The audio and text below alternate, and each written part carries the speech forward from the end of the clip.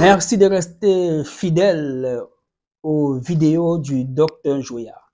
Oui, mesdames, parmi mes abonnés, vous êtes les plus nombreuses et vous ne cessez de me faire confiance. Aujourd'hui, je veux revenir sur ce qui a fait ma force par le passé, les trompes bouchées. Les trompes, ce sont deux tubes, deux tuyaux qui sont situés de part et d'autre du ventre de la femme. Un peu en bas du nombril, à gauche, il y a une trompe. À droite, il y a une trompe. Du nombril en descendant, c'est l'utérus. Jusqu'au niveau du pubis, c'est le col de l'utérus qui descend jusqu'au vagin.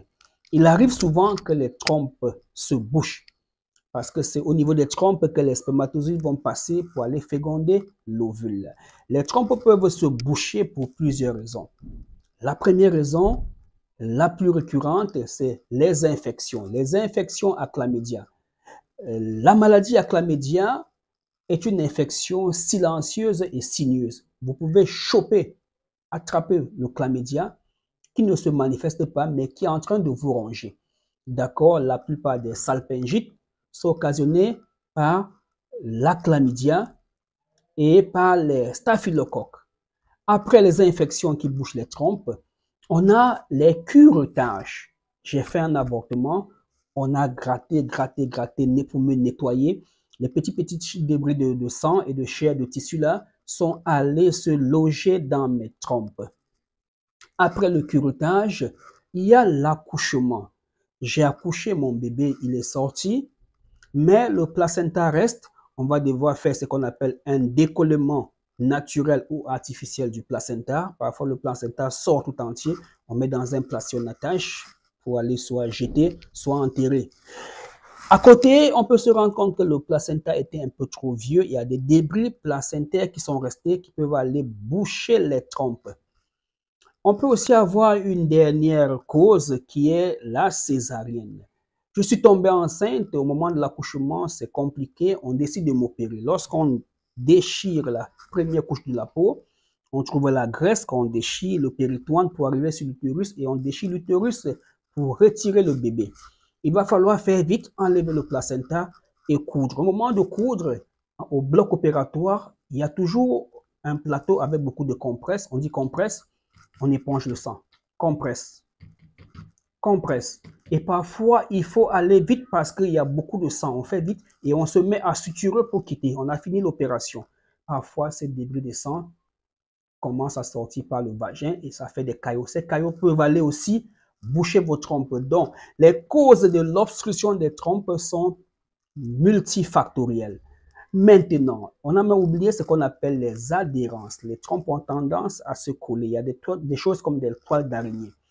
Alors, mesdames et messieurs, si vous vous retrouvez dans cette situation, prenez le numéro du docteur Joyard, écrivez-moi, envoyez-moi votre radio de trompe. Nous allons vous donner un traitement. Et il est important de savoir que pour nettoyer l'utérus, pour déboucher les trompes, il faut passer par le vagin, le col de l'utérus, le canal cervical, l'utérus, ce grand carrefour, et les trompes. La route de droite, c'est la trompe. La route de gauche, la trompe. Donc, ces deux canaux, ces deux voies, ce sont les trompes. Donc, pour les nettoyer, il faut passer par voie vaginale. Voilà pourquoi nous avons mis sur pied la méthode de l'ovule vaginal. Cet ovule qui est très efficace, qui attrape le bas-ventre, qui tire, qui fait sortir des choses bizarres que seuls les patients filment souvent et nous montrent. Ce ne sont pas vos ovules que je vois sur les réseaux sociaux, vous appelez les perles, vous emballez dans les compresses les perles. Non, ce sont des ovules traditionnels, très efficaces. Et parfois, pour une efficacité sans pareil, lorsqu'on suspecte les choses mystiques comme les couches de nuit, les nourritures de nuit, ou bien on a attaché mon ventre, lorsque vous allez prendre votre ovule le soir au coucher, vous mettez dans votre paume de main, vous priez. Prier ici, ça veut dire parler comme les mamans parlaient au village. La meilleure façon de parler, c'est de dire je ne connais rien. Dieu viens-moi en aide. Et même si je connaissais, Dieu aide-moi. Parce que nous sommes souvent à l'origine de la plupart de nos problèmes. Avec qui tu as eu tes premiers rapports sexuels? C'était où? Avec qui tu as? Cet homme, il souffrait de quoi? De couches de nuit. Cet homme, on lui faisait l'amour toute la nuit. il a pris cette décharge, il est venu sur vous. Donc, c'est des choses que si je me mets à expliquer ici, ça va vous faire froid au dos. Et la vidéo reste d'être très longue. Alors, si vous avez des problèmes de trompe bouchée, mesdames et messieurs, contactez le docteur Joya.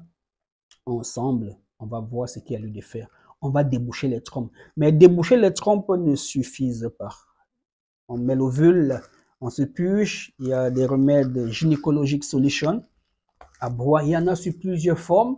Toi qui as déjà pris ce traitement, ne dis pas, ah, moi j'ai déjà pris ça. Non, ça change tous les jours, tous les jours. Il y a plusieurs plantes, une panoplie de plantes qu'on peut utiliser pour soigner une femme. Mais on ne peut pas donner toutes ces plantes au même moment à une femme. Si ceci n'a pas marché avec toi, l'autre peut marcher. C'est ça la recherche des solutions. Alors, vous allez donc prendre l'ovule, vous purger, boire des médicaments. À la période de fécondité, il faut stimuler l'ovulation parce que beaucoup de femmes qui continuent à pleurnicher pour les fibromes, les trompes bouchées, ne sont même plus fécondes. D'accord? 35, 36, 40 ans. Elle n'est pas féconde, mais elle passe le temps à parler de ce ventre qui est dur, de ce fibrome, de cette endométriose, de ces règles qui dérangent, alors qu'elle n'est plus fertile. Il faut toujours se rassurer qu'on est fertile. Parce que lorsqu'on est fertile, le jour où vous faites les rapports sexuels à la période de fécondité, vous tombez enceinte. Oui, vous tombez enceinte, vous faites un test de grossesse positif. Mais la grande inquiétude, ça sera, est-ce que cette grossesse va rester avec ce myome que j'ai? Est-ce que cette grossesse va rester avec cette endométriose que j'ai? Est-ce que cette grossesse va rester avec cette douleur que je ressens toujours ici, là? Alors, mesdames et messieurs, prenez le numéro du docteur Joya. Écrivez-moi sur WhatsApp uniquement. On va discuter. Vous êtes à la bonne adresse. Vous êtes à la bonne adresse. Ne vous inquiétez pas. Oui, effectivement, il y a trop d'arnaques sur les réseaux sociaux. Et curieusement, ce sont des gens qui ont des grands bureaux, des grosses caméras, avec un outil informatique incroyable. On peut les voir sur des sites, on peut les voir dans les chaînes de télévision dans nos capitales d'Afrique.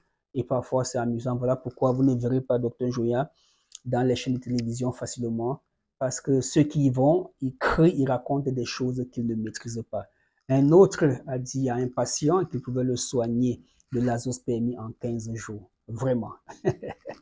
À bientôt. Que Dieu nous garde.